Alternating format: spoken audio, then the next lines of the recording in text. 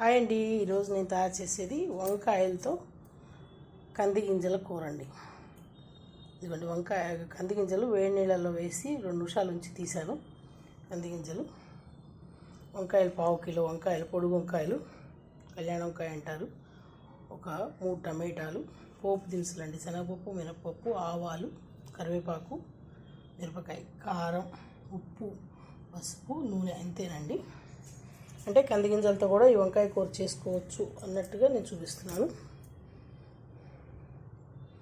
నూనె వేసి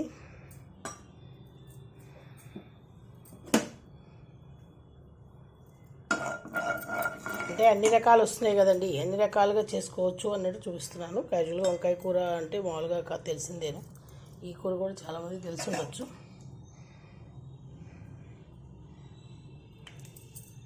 పోపు దినుసులు, కొంచెం పోపు దినుసులు ఎక్కువ వేసాను, బాగుంటుందని వంకాయ కూర.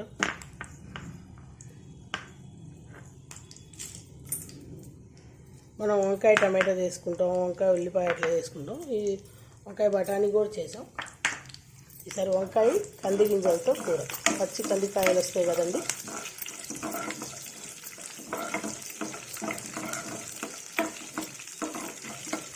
ఊళ్ళలో కన్నా ఇక్కడ హైదరాబాద్లో ఎక్కువ వస్తుంటాయి.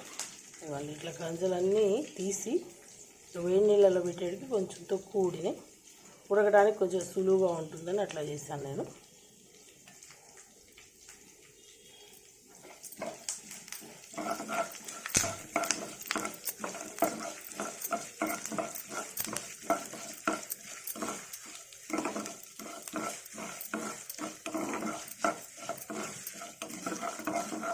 యాజ్ యూజువల్ అది ఇక్కడ వేయగానే ఉల్లిపాయ వేసుకొని టమాటా వేసుకోవచ్చు.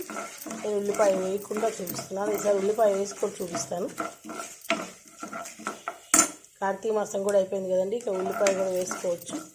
అంటే కొంచెం ఉల్లిపాయ తినని వాళ్ళు ఎక్కువ ఉంటారు కదా, మేము కూడా ఎక్కువ ఇష్టంగా తినాం, అందుకని వేయటం లేదు.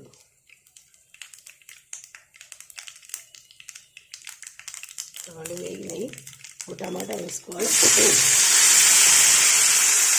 టమాటా వేసుకొని కొంచెం బాగా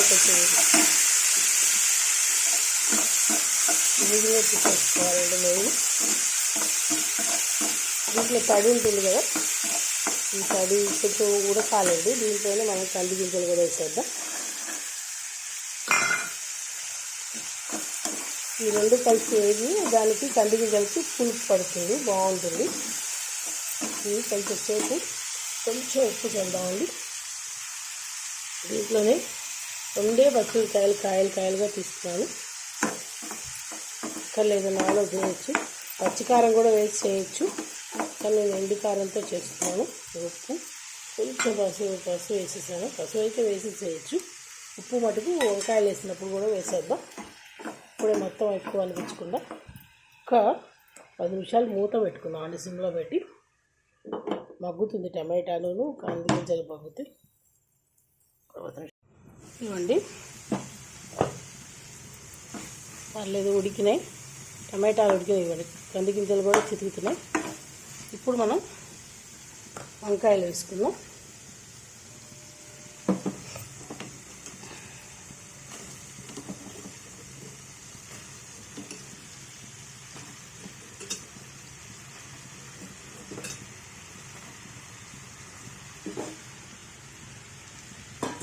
ఇంకా సాల్ట్ అంతా వేసుకున్నామండి, కలుపుకున్నాం మొత్తం. ఇప్పుడు ఉప్పు కరెక్ట్గా పడుతుంది కదా అన్నిటికీ. ఉడుకు రానిచ్చి కారం వేసుకుందాం. టమాటాల్లో కూడా కారం వేసిన తర్వాత వీటికి ఉడుకుతాయి, అలానే చేయొచ్చు, కానీ నేను ఇలా ఉడికిన తర్వాత వేస్తేనేమని అది. ఇవ్వండి